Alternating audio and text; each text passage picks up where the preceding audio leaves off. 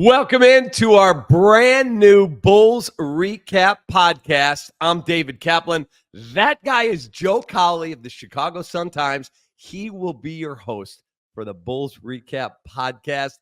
How apropos that you're here and you got a Derrick Rose jersey right behind you. The number one hanging right behind me. Right there. So this is going to be your baby. You travel with the team. You're around covering everything. And I think you do a sensational job. So for me, it was a no-brainer. Yeah, I mean, look, when you called me and we spoke, my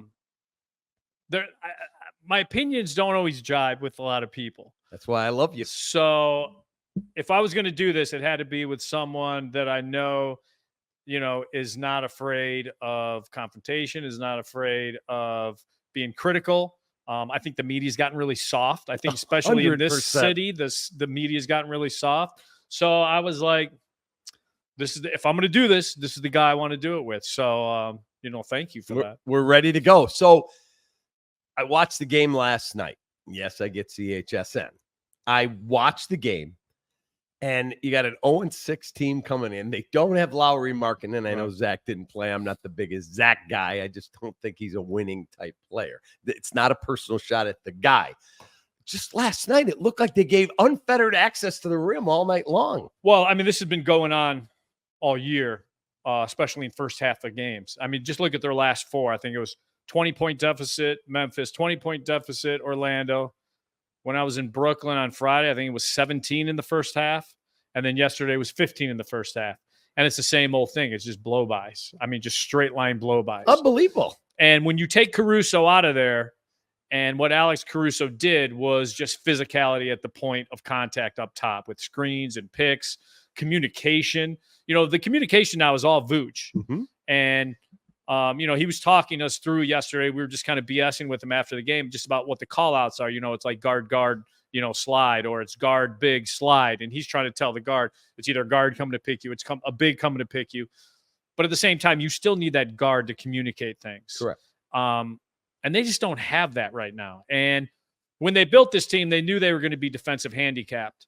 And I think the main thing is when they took DeMar off the team and they took Alex off the team, they kind of knew what this is. Right. And I hope they understand what it is. I hope this is be top 10. It's a 30-game showcase of this is the best we have. Showcase our guys, which so far they've done. And then their reality has to settle in, and they have to do whatever they can to hold on to that top 10 pick from San Antonio because it's protected. Right. You're probably not going to get lucky. Like if you're betting, you're not betting you're getting Cooper Flag, but put yourself in the sweepstakes. You got to buy the lottery ticket. 100%. And, and the thing that people forget, look, Cooper Flag, when I was in Vegas for Summer League a couple months ago, we saw the highlights from him with Team USA and Team Select when he was on that select team going against Team USA. I talked to a couple people. They said the stuff they showed on ESPN or they flashed the highlights, that's nothing compared to some of the stuff he was doing that's not in the box score. I mean, this dude is a different guy. And there are some scouts that consider him 1A easily, but Ace Bailey is 1B. So, and then there's other guys that love the 7-2 kid from Duke. And this draft has guys that can change your organization. And if you are Arturas Karnisovas and you're just going to ignore that and think that you could just build a team of mediocre players and do something with it, you're sadly mistaken, as the last 5 years of your regime has shown you. So I think they realize it. They can't say it because NBA eyes are on them because of the Lonzo Ball kind of early signing that they did. Correct. But I definitely think they understand the magnitude of this draft class and holding on to that pick. Okay, I got a bunch of stuff I want to talk to you about. One is when this draft was held, look, you're not a very good team, and now Matas Buzelis is getting his feet wet in the G League. Yeah. I think you had to go get shooting. I asked Max Strus, hey, did the Bulls talk to you? No, not really. He wanted to be here. He wanted to be here. He was badly. in the building when he has the ACL injury, and Artur's like, yeah, we're good. And he leaves, and Pat Riley's like, we'll take him.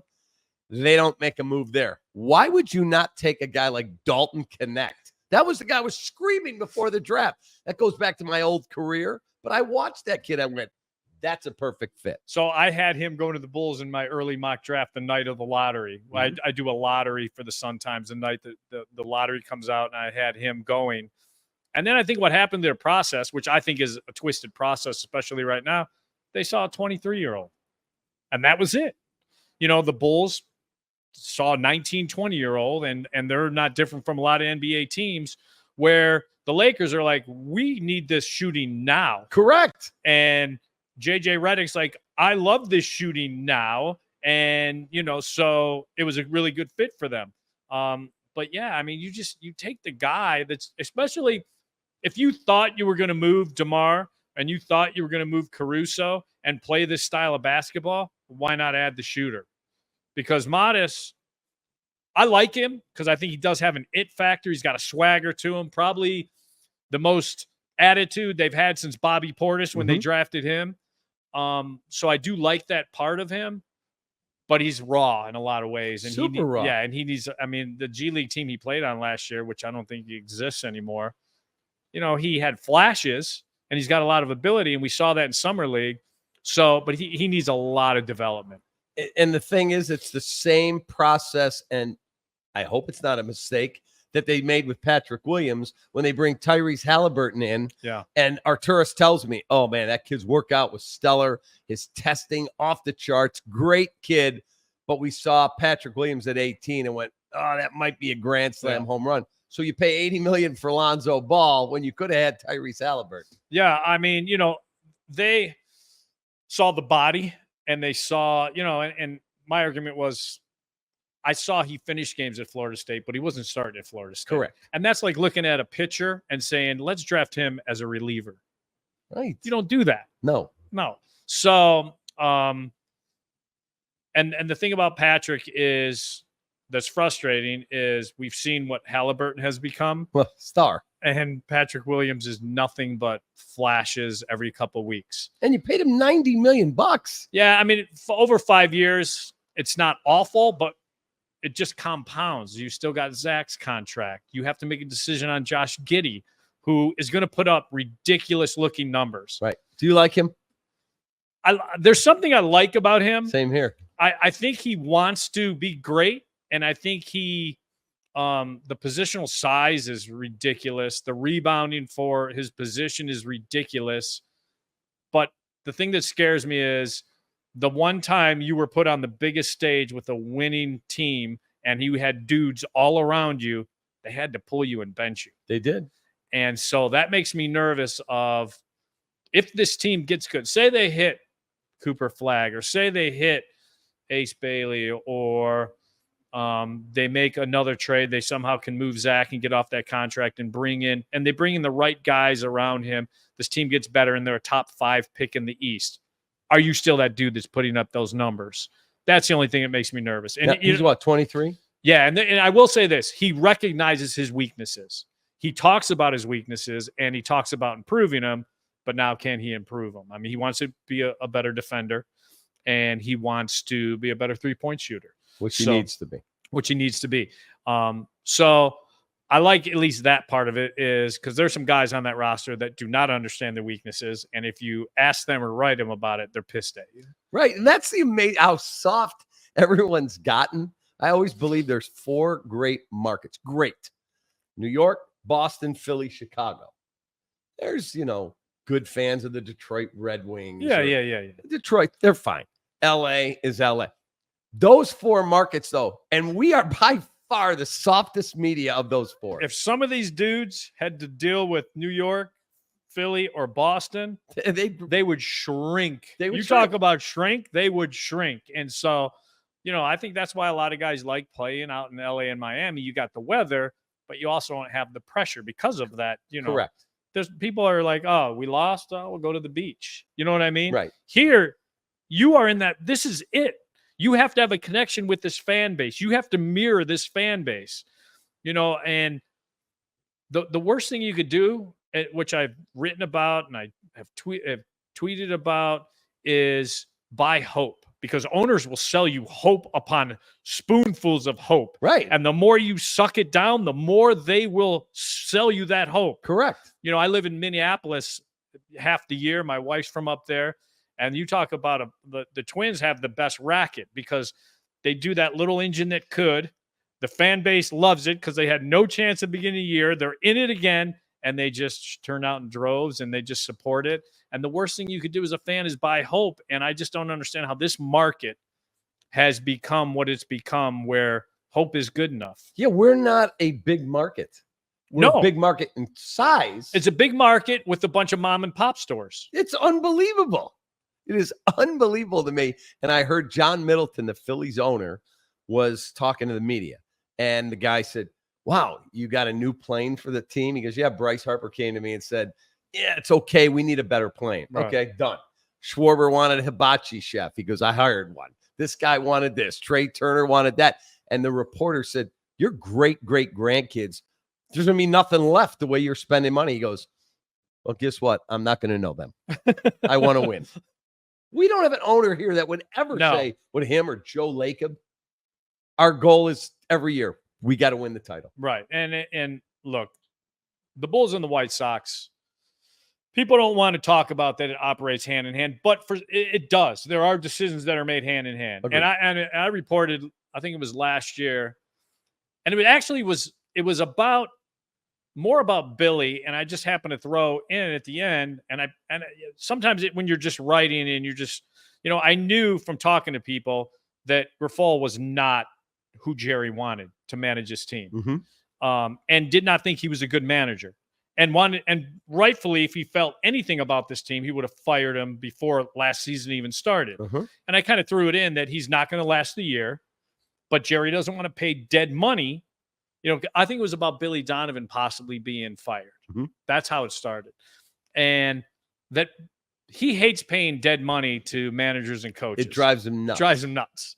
And because he tries doing it on the cheap, first of all, with managers and coaches. And I got to pay that guy to not work for me? Yeah. So, and I wrote it that, Grifol is not going to make the year. Jerry knows he's not a good manager, but he knows he's got a crappy product. So why spend the money on dead money? And the idea that Billy was somehow getting fired, Billy Donovan, I'm not saying he's a made man, but you know how that organization works. Yes. If Arturis and Mark Eversley like you because they are made men, then you're a made man. Correct. So, and they extended him not too long ago. Yeah, the secret extension. Yeah.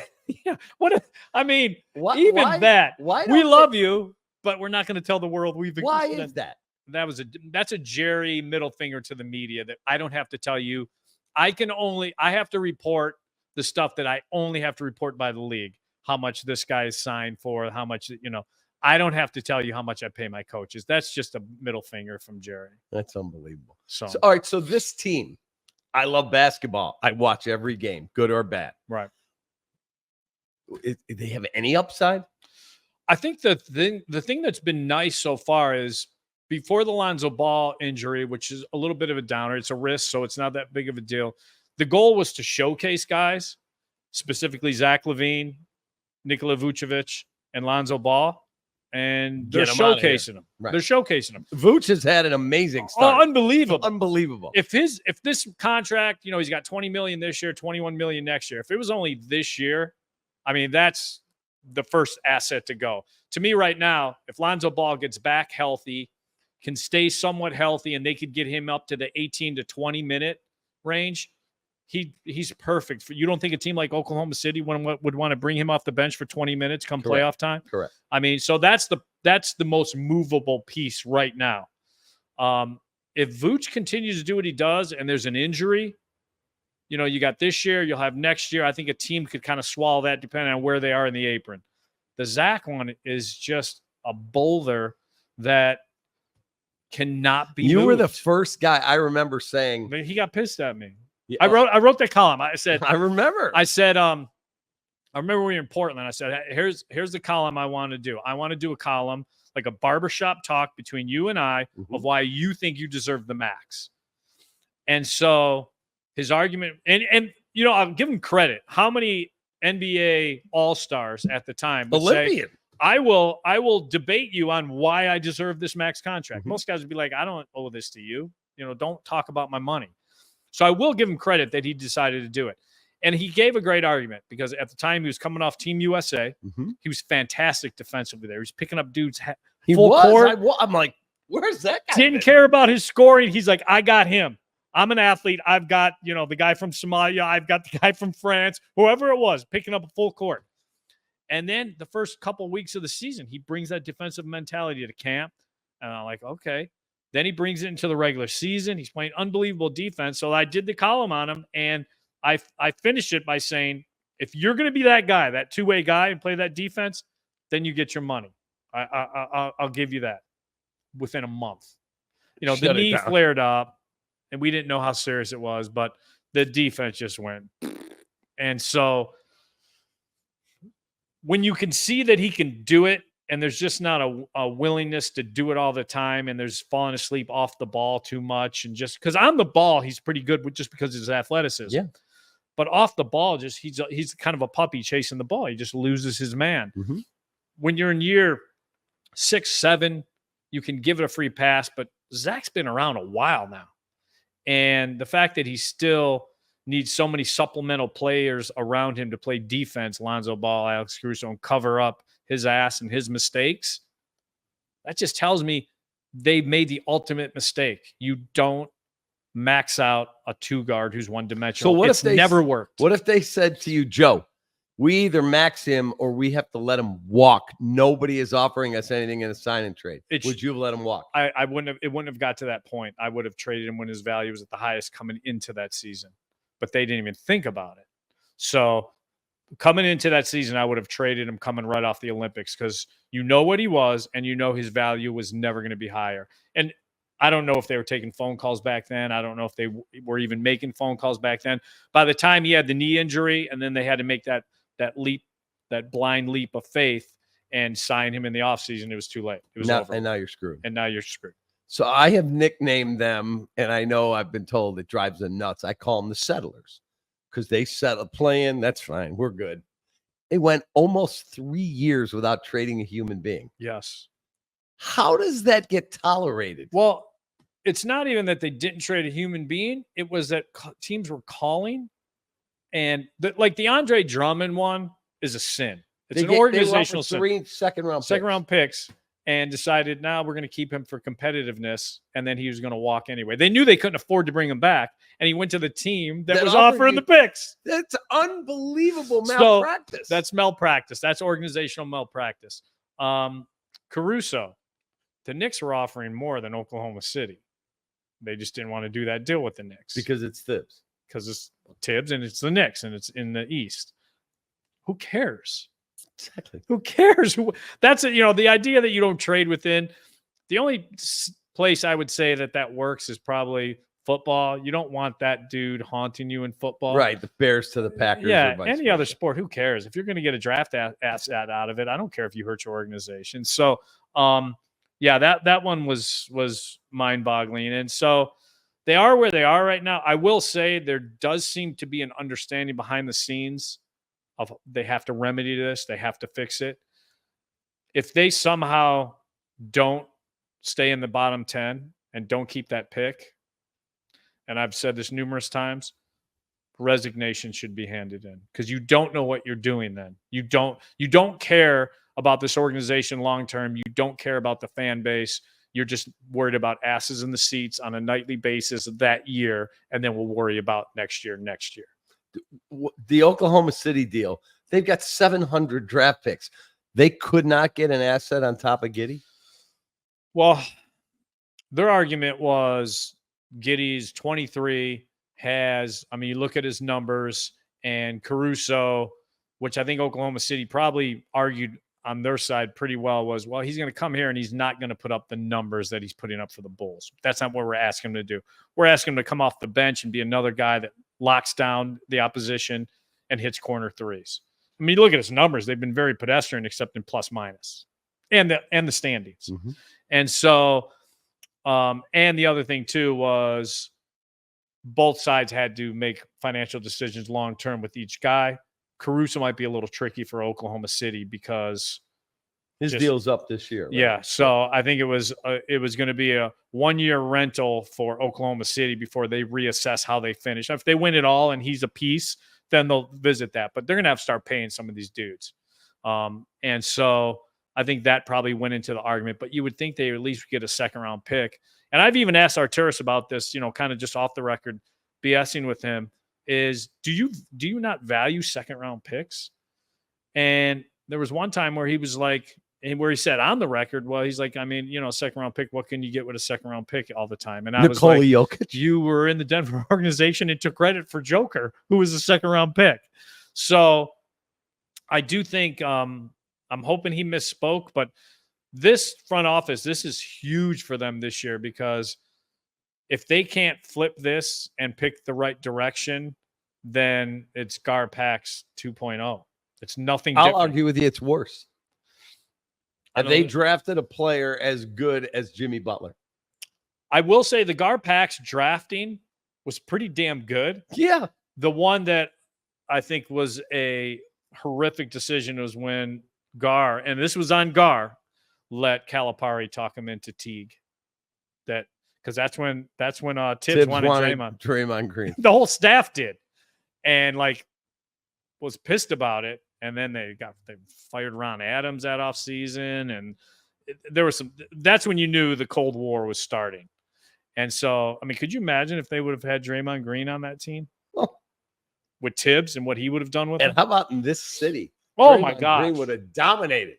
People love Joakim for his, blue collar lunch bucket mentality. Mm-hmm. Draymond Green is with an attitude who'll throw a punch besides that. So yeah, I mean, he would have been the perfect guy. But I will say that Gar-Pax, when you look back at it, their drafts were pretty damn good. It was after that, the issues. I knew there were big troubles. Like, I'm friends with Tibbs, full disclosure. Right. I go to dinner with Tibbs. And you know how I feel about Tibbs. Yeah. I still talk to Tibbs. Do I. I love him. I do a charity walk for Bernie's Book Bank every year, and he's the coach of the Knicks. A multi-$1,000 check shows up. Hey, man, keep doing that for the kids. People don't realize that about Tibbs. He's the best. He is, they see him as this gruff, just, and he keeps company with like Belichick and Saban. I mean, those are guys that he likes. But I will say this about him. He is as self-aware. I mean, one time we were just BSing and he told me, he goes, he was just talking and I go, because he's got nephews, and I go, didn't you ever want to get married? Or he's like, no, because it would have ended poorly. He goes, I know what I am, and I'm not going to get married, and I'm not going to have kids and have the chance of, messing up their life, because my tunnel vision is my tunnel vision, and it is basketball. He's like, I've compared him to a shark. A shark just swims around for one thing, to kill and eat. And Tibbs is to kill and eat, and that's basketball. You do know I have a big shark tattooed on my arm. I did not know that. Because sharks. I have a Tibbs tattoo. There you go. No, I don't. A shark, even when they're sleeping, they keep moving. It drives your competition nuts, and that's Tibbs. Yes. He's in the office all the time. But when he talks to you, he'll remember your kids' names. And I mean, people just think of him as just, and he's not like that. During the season, he is. Yeah. In the off season, he's fantastic. Phenomenal. Yeah. I remember I was on the floor at the United Center, and Gar and Pax, especially Gar, knew that I was tight with Tibbs. I'm walking by the bench. It's got to be 6 o'clock. Game's at 7:30. And I hear Gar go, oh, there's your boy over there. Trust me. And I'm like, Tibbs? He's like, yeah, he's the problem here. And I'm like, you're saying this sitting on the bench to me? Walking what? That told me all I needed to know about Ozzie and Jerry's baseball team. Kenny. You got Kenny, yeah. Rick, Ozzie. And then with the Bulls, you get the Tibbs thing. He's only one of the 5 best coaches in the league. What are you doing? I will say, I mean, as big a circus as the Tibbs, Gar, Pax thing became, and that was mostly Tibbs and Gar, and Pax just had to back his guy. Pax and Tibbs now are cool. Cool, yeah, absolutely. Because I think they understood that Gar was lying to people. Gar was manipulating things behind the scenes. I think Gar had a good basketball mind, but Gar is a survivor. And when you are a survivor and you start making moves to keep that job and to stay in that office, the organization is done. Done. And I think that's what Gar became. But why did John, who I love John Paxson, because John comes why from stay so loyal to that guy? he comes from the school, which Jerry's from the school, is there is a pecking order. And no matter what, it is Jerry, it is the general manager or the executive, the vice president, executive, whatever you want to call him, and then the coach. And that will always be the pecking order, even if the coach, I mean, he let Hawk fire LaRussa. I mean, so that will always be the pecking order in those organizations. And so, funny story, you brought up the Mark Eversley, who I really didn't know at the time. It was like his first or second year. They knew I was tight with Butler. And so it must have been his second year. We were in Miami, and I'm walking up the aisle after halftime. And, Jimmy was getting his usual calls, and they had the lead. And Eversley like, your boy gets every call. I was like, he's not he's my guy, but I mean, and he was like pissed about it. I was like, Mark, it's all right. I'm not blowing the whistle. It's unbelievable. But that organization, they take things personally. They do. Mm-hmm. It is amazing to me. All right, before we wrap this up, when you look back at all the moves that were made, what was the one move you can't believe they did that? How stupid it was. Arturis and or Gar and Pax. What move did? Well, trading Jimmy Butler. I mean, firing Tibbs. That was a Jerry thing. Mm-hmm. Jerry just he wasn't going to play referee, just like Ozzie trading Ozzie. That was a Jerry thing. He makes those final decisions. Trading Jimmy Butler, and an organization wishes and hopes to get one for a two-way player. That's a backcourt guy. There's 5 of them in the NBA. You had that extinct animal and wanted to be here. That wanted to be here because he had had a shoe deal pending. If he stayed in Chicago, would have had his own name brand shoe. And once they traded in Minnesota, that shoe deal went away. And Jimmy, to this day, he's more pissed about that than the actual trade. But you had that guy in here who was willing to recruit, who was willing to, everyone's like, oh, he wanted too much money. But he would have taken a hit if he would have got his guys here. He wanted to build a championship in Chicago. But because you felt he was too Hollywood, or you had to give him a little bit, you had to let him, not the keys to the car, but you had to lend the car a couple nights a week. Yeah. You did not want to do that and empower him, and you went and moved. And then we have seen what he's done since then. You talk about a guy who has played in 2 finals with very little talent around him, and the numbers he's put up along the way. He put the Lakers one, people say it was in the bubble. Historic numbers he put up.